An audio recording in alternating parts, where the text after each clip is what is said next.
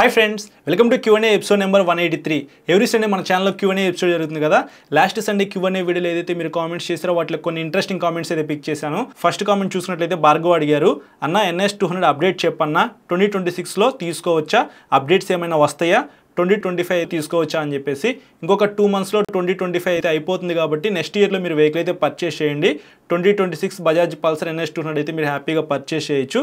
Updates విషయానికి వస్తే already మీకు మంచి అప్డేట్స్ అయితే NS200లో జరిగిపోయినాయి అనమాట. అప్ సైడ్ డౌన్ సస్పెన్షన్ అయితే ఇచ్చారు, కలర్ కన్సోల్ అయితే ఉంది, కొద్దిగా వైడ్ టైర్స్, సో మీకు హెడ్లైట్ డిజైన్ కూడా కొద్దిగా మార్చారు కదా. సో ఏవైతే అప్డేట్స్ కావాలో అవన్నీ జరిగిపోయినాయి కాబట్టి 2026లో NS200కి అప్డేట్స్ అయితే జరగకపోవచ్చు. ఇఫ్ ఇన్ కేస్ జరిగితే హ్యాపీ. ఒకవేళ కొత్త మోడల్తో మనకి NS200 వస్తే మీకు వీడియో అయితే వస్తుంది మన ఛానల్లో. సో మీరైతే ఇప్పుడు కొనుక్కోవాలనుకుంటే కొనుక్కోండి, మీకు చాలా వరకు ఆఫర్స్ అయితే ఉంటాయి. దీవాళీ ఆఫర్స్లో మీరు NS200 అయితే పర్చేస్ చేయొచ్చు చాలా తక్కువ ప్రైస్లో. లేదు నెక్స్ట్ ఇయర్ దాకా వెయిట్ చేస్తానంటే నెక్స్ట్ ఇయర్ దాకా వెయిట్ చేయండి. నెక్స్ట్ రాజ్ లోకల్ టాలెంట్స్ అయితే కామెంట్ చేశారు, NS200 versus Duke 160 which is best అన్న అని చెప్పేసి. NS200 best value for money vehicle అని చెప్తాను. ఆ ప్రైస్ బ్రాకెట్లో ఆ ఇంజన్ జనరేట్ చేసే పవర్ అండ్ టార్క్కి మీరు రైడ్ చేసేటప్పుడు చాలా బాగా ఎంజాయ్ చేస్తూ రైడ్ చేస్తారు. ఇంకా డ్యూక్ 160 విషయానికి వస్తే మీకు కొద్దిగా ప్రైస్ అయితే ఎక్కువ ఉందన్నమాట. పవర్ అండ్ టార్క్ అయితే NS200తో కంపేర్ చేస్తే చాలా తక్కువ అయితే ఉండిద్ది. బట్ మీకు KTM వెహికల్ కావాలి, ఆ డిజైన్ నాకు చాలా బాగా నచ్చింది, సో నాకు డ్యూక్ 200 అయితే వద్దు, అంత పెర్ఫార్మెన్స్ నాకు అవసరం లేదు, కొంచెం పెర్ఫార్మెన్స్ తక్కువ అయినా పర్వాలేదు, మైలేజ్ రావాలనుకుంటే అప్పుడు మీరు డ్యూక్ 160 కన్సిడర్ చేసుకోవచ్చు. ఇంకా మీ ఇష్టం. నేనైతే మాత్రం మనీ సేవ్ చేసుకుని NS200 కొనుక్కుంటాను. నెక్స్ట్ మారుతి అయితే కామెంట్ చేశారు, Pulsar 150 is my favourite bike, 2025 తీసుకోవచ్చా లేక 2026 దాకా ఆగాల, క్లచ్ మరియు గేర్లు హార్డ్గా ఉంది, LED లైట్, వెనక టెయిల్ లైట్, డిస్క్, ఇంకా ఏదైనా మార్పులు ఉంటాయో చెప్పండి అని చెప్పేసి. పల్సర్ 150కి ఏవైతే అప్డేట్స్ కావాలో అవన్నీ జరిగిపోయినాయి. ఇప్పుడు మీరు ఫుల్లీ డిజిటల్ కన్సోల్తో పల్సర్ 150 అయితే పర్చేస్ చేయొచ్చు. ఇంకేమైనా అప్డేట్స్ చేశారనుకోండి పల్సర్ 150కి, ఆ వెహికల్ ప్రైస్ పెరిగిపోతుంది. ఆ వెహికల్ ప్రైస్ పెరిగిపోయింది అనుకోండి, ఎవరు పల్సర్ 150 వెహికల్ అయితే పర్చేస్ చేయరు. అంతకన్నా బెస్ట్ వెహికల్ N160 ఉంది కాబట్టి ఆ వెహికలే పర్చేస్ చేస్తారు. సో నాకు తెలిసి ఎటువంటి అప్డేట్స్ అయితే జరగవు. మేబీ ఒకవేళ ఏమన్నా అప్డేట్ చేయాల్సి వస్తే LED హెడ్లైట్తో తీసుకురావచ్చు, చూడాలి. 2026లో ఏమైనా అప్డేట్స్ చేస్తే మాత్రం మీరు మన ఛానల్లో వీడియో చూస్తారు. కానీ మీరు ఇప్పుడు కొనుక్కోవాలనుకుంటే పల్సర్ 150 కొనుక్కోవచ్చు. చాలా వరకు ప్రైస్ డ్రాప్ అయింది కాబట్టి ఈ దీవాళీ సేల్స్లో మీరు వెహికల్స్ పర్చేస్ చేశారనుకోండి, ఇంకా తక్కువకే మీకు షోరూమ్ వాళ్ళు అయితే వెహికల్ సేల్ చేస్తారు. నెక్స్ట్ మిస్టర్ చందు కామెంట్ చేశారు, బ్రో RTR 164 రివ్యూ చేయి బ్రో, నువ్వు రివ్యూ చేశాక నేను బై చేద్దాం అనుకుంటున్నాను అని చెప్పేసి.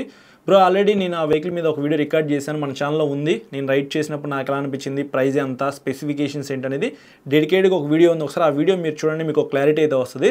బట్ నేను ఎక్కువసేపు రైడ్ చేసిన వీడియో అయితే మీకు ఆ వీడియోలో ఇంక్లూడ్ చేయలేదు, ఎందుకంటే నేను GoPro అయితే ఏం తీసుకెళ్ళలేదు, మొబైల్లో అయితే రికార్డ్ చేసాం అనమాట మొత్తం షూట్ అంతా.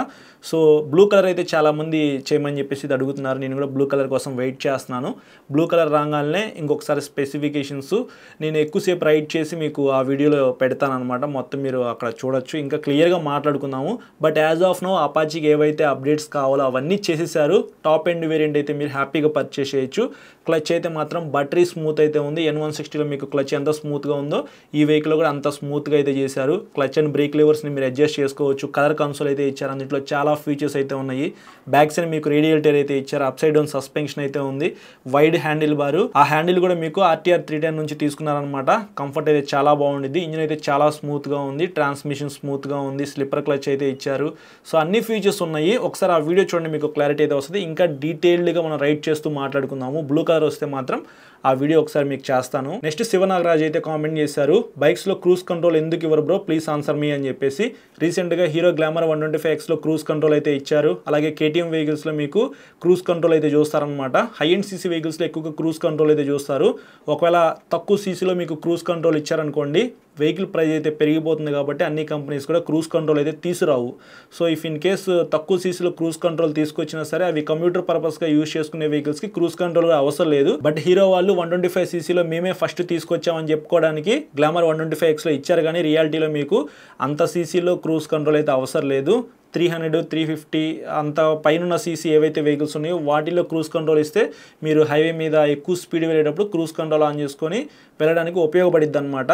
కంప్యూటర్ పర్పస్గా యూజ్ చేసుకునే వెహికల్స్కి క్రూజ్ కంట్రోల్ అవసరం లేదు. బట్ మీరు ఆ వెహికల్ కావాలి, ఆ ఫీచర్ నేను వాడాలి అని అనుకుంటే మాత్రం గ్లామర్ 125X పర్చేస్ చేయండి. Next Techmore in Kannada comment చేశారు, bro why did you not suggest TVS Apache RTR 164V in 160cc segment, you always suggest Pulsar N160. Pulsar N160 నాకు చాలా బాగా నచ్చింది. అపాచీతో కంపేర్ చేసుకుంటే మీకు 1 PS పవర్ తక్కువ ఉండిద్ది. సీట్ కంఫర్ట్ బాగుండిద్ది. పవర్ అండ్ టార్క్ తక్కువ ఉంది కాబట్టి మీకు మంచి మైలేజ్ అయితే ఇస్తుంది. అలాగే క్లచ్ చాలా స్మూత్గా ఉండిద్ది. మీరు సిటీలో ఎక్కువగా తిరిగారనుకోండి N160 వేసుకొని క్లచ్ స్మూత్గా ఉంది కాబట్టి మీరు ఎన్నిసార్లు క్లచ్ ప్రెస్ చేసినా సరే మీకు ఫింగర్స్ పెయిన్ రాదనమాట. ప్రొజెక్టర్ లైట్ అయితే ఉండిద్ది కాబట్టి నైట్ టైం విజిబిలిటీ బాగుండిద్ది. బజాజ్ షోరూమ్స్ అన్ని చోట్ల ఉంటాయి. సర్వీస్ కూడా కొంచెం తక్కువగానే ఉండిద్ది కాబట్టి ఓవరాల్గా నాకు ఆ వెహికల్ నచ్చింది. ఇంకా అపాచీ విషయానికి వస్తే టీవీఎస్ షోరూమ్స్ అయితే అన్ని చోట్ల ఉన్నాయి. కాకపోతే మీకు ఆయిల్ కూల్డ్ ఇంజిన్తో లభిస్తూ ఉంది కాబట్టి కొంచెం మెయింటెనెన్స్ అయితే ఎక్కువ ఉండిద్ది. పవర్ అండ్ టార్క్ కూడా కొద్దిగా ఎక్కువ ఉంది కాబట్టి మైలేజ్ అయితే తక్కువ వస్తుంది. సో ఈ వెహికల్ కూడా ఆల్రౌండర్గా మీరు యూజ్ చేసుకోవచ్చు. ఇప్పుడు ఇంకా అప్డేట్ చేశారనమాట.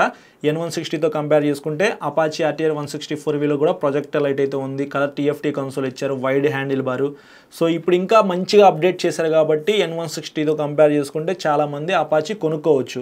బట్ మైలేజ్ కావాలి, కంఫర్ట్ కావాలి అనుకుంటే మాత్రం ఖచ్చితంగా మీకు N160 బాగుండిద్ది. అపాచీతో కంపేర్ చేసుకుంటే అపాచీలో కూడా కంఫర్ట్ అయితే ఉండిద్ది బ్రో, నేను ఉండట్లేదు అంటలేదు. సో అన్నింటిలో కూడా సింగిల్ సీట్ అయితే ఉండిద్ది. కంఫర్ట్ బాగానే ఉండిద్ది. కాబట్టి కొద్దిగా సీట్ హైట్ అయితే ఎక్కువ ఉండిద్ది అనమాట.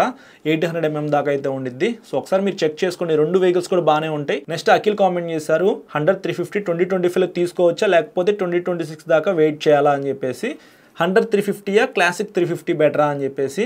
రెండు కూడా రాయల్ ఎన్ఫీల్డ్ వెహికల్సే, రెండింటికి సేమ్ మెయింటెనెన్స్ అయితే ఉండిద్ది. 100-350 హైట్ తక్కువ ఉండిద్ది, కొంచెం పెర్ఫార్మెన్స్ బాగుండిద్ది అనమాట. క్లాసిక్ 350 సపరేట్ ఫ్యాన్ బేస్ అయితే ఉండిద్ది. మీకు క్లాసిక్ 350 నచ్చితే మీరు కొనుక్కోవచ్చు. లేదు నేను కొద్దిగా హైట్ తక్కువ ఉంటాను, వెయిట్ మొయలేని అనుకునే వాళ్ళు ఎవరైతే ఉంటారో వాళ్ళైతే 100-350 కొనుక్కోవచ్చు. ఇంకా 2025లో కొనాలా లేదా అనే దాని గురించి మాట్లాడుకున్నట్లయితే ఇందాక ఆల్రెడీ మీకు చెప్పాను కదా, ఇంకొక 2 months మాత్రమే ఉంది ఇయర్ కంప్లీట్ అవడానికి. దివాళీ ఆఫర్స్ అయితే అన్ని షోరూమ్స్లో ఉంటాయి కాబట్టి తక్కువ ప్రైస్లో వెహికల్ పర్చేస్ చేయాలనుకుంటే మీరు పర్చేస్ చేయొచ్చు ఇప్పుడు. లేదు ఒక 3,000-4,000 రూపీస్ పెరిగినా పర్వాలేదు, నెక్స్ట్ ఇయర్లో నేను కొనుక్కుంటా అంటే నెక్స్ట్ ఇయర్ దాకా వెయిట్ చేయండి. నెక్స్ట్ భరద్వాజ్ సాయిరామ్ అయితే కామెంట్ చేశారు, అన్న నేను 1 year బ్యాక్ రైడర్ 125 కొన్నా, ఇప్పుడు డ్యూయల్ డిస్క్కి అప్గ్రేడ్ చేసుకోవచ్చా అని చెప్పేసి. కిందేమో రైడర్ 125 వాడుతున్నారంట, దానికి back side ABS disc brake ఇవన్నీ పెట్టుకోవచ్చా అని చెప్పేసి కామెంట్ చేశారు. నేనైతే ఉన్న వెహికల్ ఉన్నట్టుగానే వాడుకోమని చెప్తాను, దానికి ఎటువంటి మోడిఫికేషన్స్ అయితే చేయించద్దు. ఇఫ్ ఇన్ కేస్ మీరు మోడిఫికేషన్ చేయించుకున్నారనుకోండి కొంచెం కాస్ట్ అయితే ఎక్కువ అవుతుంది, సరిగా సెట్ అవ్వలేదు అనుకోండి మళ్ళీ అదొక ప్రాబ్లం అనమాట. మీకు back side disc brake ABS vehicle కావాలి అనుకుంటే ఉన్న వెహికల్ సేల్ చేసేసేయండి, ఎంతో కొంతకి సేల్ చేసి కొంచెం మనీ యాడ్ చేసుకుని మీరు కొత్త వెహికల్ కొనుక్కోండి. ఎందుకంటే ఎటు మీరు మోడిఫికేషన్కి కొంత అమౌంట్ దానికి పెట్టుకుంటారు కదా, ఆ అమౌంట్ ఈ వచ్చిన వెహికల్ అమౌంట్ కలిపి మీరు కొత్తది కొనుక్కోవడమే బెస్ట్ అని చెప్తాను. డైరెక్ట్గా మీకు ఫ్యాక్టరీ నుంచే వెహికల్ వస్తుంది, back side disc brake front ABS ఉన్న వెహికల్ వచ్చేస్తుంది అనమాట. నేనైతే అది బెస్ట్ ఆప్షన్ అని చెప్తాను. లేదు నేను ఇన్స్టాల్ చేసుకుంటాను, నాకు ఆ వెహికల్ బాగా నచ్చింది అని అనుకుంటే మాత్రం మీరు ఒకసారి షోరూమ్కి అయితే వెళ్ళండి. బ్యాక్ సైడ్ డిస్క్ బ్రేక్ పెట్టుకోవాలంటే ఆ వీల్ ఉంది కదా రిమ్, ఆ రిమ్ మీరు కొనుక్కోవాలి, మళ్ళీ డిస్క్ బ్రేక్ కొనుక్కోవాలి. చాలా తతంగం అయితే ఉండిద్ది బ్రో.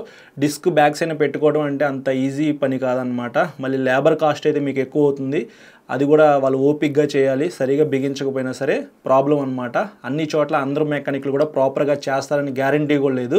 సో ఉన్న వెహికల్ పాడు చేసుకున్నట్లు అవుతుంది కాబట్టి నేనైతే మీకు ఎటువంటి మోడిఫికేషన్స్ అయితే చేయమని చెప్పను. సో ఇది ఫ్రెండ్స్ ఈ సండే Q&A అయితే చాలా తక్కువ కామెంట్స్ పిక్ చేశాను, ఏమీ అనుకోవద్దు, ఎందుకంటే గివ్ అవే గురించి మాట్లాడదాం అని చెప్పేసి. ఈ వీడియో కింద కామెంట్ చేయండి, నెక్స్ట్ సండే ఎక్కువ కామెంట్స్ పిక్ చేస్తాను, ఎక్కువసేపు మాట్లాడుకుందాము. ఈ వీడియోలో ఎంత ఎక్కువైంది అనుకోండి మళ్ళీ మీకు బోర్ కొట్టింది కదా, సో అందుకే నేను తక్కువ కామెంట్స్ అయితే పిక్ చేశాను, సారీ ఫర్ దట్. ఇక్కడ గివ్ అవే గురించి ఒక వీడియో అప్లోడ్ చేశానని చెప్పాను కదా, దాని కింద చాలామంది కామెంట్స్ చేశారు. కాకపోతే కొన్ని కామెంట్స్ అయితే స్పామ్లోకి వెళ్ళిపోయినాయి అనమాట. ఇక్కడ మీరు చూడొచ్చు, ఇక్కడ మీకు ఒక స్క్రీన్ షాట్ అయితే వేస్తున్నాను, బట్ చాలా కామెంట్స్ అయితే స్పామ్లోకి వెళ్ళిపోయినాయి. అవన్నీ నేను ఇక్కడ టిక్ మార్క్ అనిపిస్తుంది కదా, సో అన్ని టిక్లు కొట్టుకుంటూ వచ్చాను. అన్ని కామెంట్స్ అయితే మీకు విజిబిలిటీలో ఉంటాయి. ఏమన్నా మిస్ అయ్యి ఉంటే నేనైతే ఏం చేయలేను. ఎందుకు స్పామ్లోకి వస్తున్నాయో నాకు కూడా అర్థం కావట్లేదు. చాలా మంచిగా కామెంట్స్ చేస్తూ ఉన్నారు అందరూ కూడా, అయినా కానీ స్పామ్లోకి వెళ్ళిపోతున్నాయి. సో మ్యాక్సిమం నేను అన్ని టిక్లు అయితే కొట్టేసేసాను. గివ్ అవే అనేది దీవాళీ రోజు ఇస్తానని చెప్పాను కదా, అంటే రేపే అనమాట Diwali. Happy Diwali in advance. So చాలామంది జాగ్రత్తగా క్రాకర్స్ అయితే కాల్చండి, పొల్యూషన్ అయితే ఎక్కువ చేయొద్దు. ఇంకా గివ్ అవే అనేది మనము రేపు లైవ్కి అయితే వస్తాను, లైవ్లో ఒక 4 కామెంట్స్ పిక్ చేసి మీకు గివ్ అవే అయితే ఇచ్చేస్తానమాట. మిగతా విషయాలు మనం రేపు లైవ్లో మాట్లాడుకుందాము. ఎన్నింటికి లైవ్కి వస్తాను అనే దాని గురించి మాట్లాడుకున్నట్లయితే ఆఫ్టర్నూన్ అనుకుంటున్నాను. సో 12 తర్వాత బ్రో, 12-1 మధ్యలో నేనైతే వచ్చేసేస్తాను. ఇన్స్టాగ్రామ్లో ఫాలో అవుతుండండి, నేనైతే మీకు ఇన్స్టాగ్రామ్లో ఎగ్జాక్ట్గా టైం చెప్పేస్తాను. 12 to 1 ఆ మధ్యలో మీరు నాకు కొద్దిగా అవైలబిలిటీలో ఉంటే రేపు నేను లైవ్కి వచ్చేసేస్తాను. యూట్యూబ్లోనే వస్తాను, యూట్యూబ్లో లైవ్కి రాగానే మనం కొద్దిసేపు మాట్లాడుకుందాము. తర్వాత నేను కామెంట్స్ పిక్ చేస్తా, విన్నర్స్ని అనౌన్స్ చేస్తాను, తర్వాత క్లోజ్ చేసేద్దాము. ఎందుకంటే మళ్ళీ మీరు ఈవినింగ్ నుంచి క్రాకర్స్ కాల్స్తూ ఉండాలి కదా, ఆ హడావుల్లో బిజీగా ఉంటారు కాబట్టి మిమ్మల్ని నేను ఇబ్బంది పెట్టదలుచుకోలేదు. సో మార్నింగ్ లెగిసి పూజ అంతా చేసేసుకుంటారు, ఆఫ్టర్నూన్కి కొద్దిగా ఫ్రీ అవుతారు కాబట్టి 12 to 1 అనుకుంటున్నాను అనమాట. సో ఆ గ్యాప్లో మనం ఫినిష్ చేసేద్దాం లైవ్ అయితే. సో ఇది ఓవరాల్గా ఈ సండే Q&A అలాగే గివ్ అవే గురించి మీ అందరికీ క్లారిటీ వచ్చిందని చెప్పేసి అనుకుంటున్నాను. ఈ వీడియో కింద కామెంట్ చేయండి నెక్స్ట్ సండే Q&Aకి. అలాగే గివ్ అవేలో ఎవరైతే పార్టిసిపేట్ చేయాలనుకుంటున్నారో వాళ్ళైతే ఆ వీడియో కింద కామెంట్ చేయండి. మన ఛానల్కి సబ్స్క్రైబ్ చేయకుండా చూసినట్లయితే సబ్స్క్రైబ్ చేసుకుని పక్కన బెల్ ఐకాన్ అయితే క్లిక్ చేసి పెట్టుకోండి. Thank you.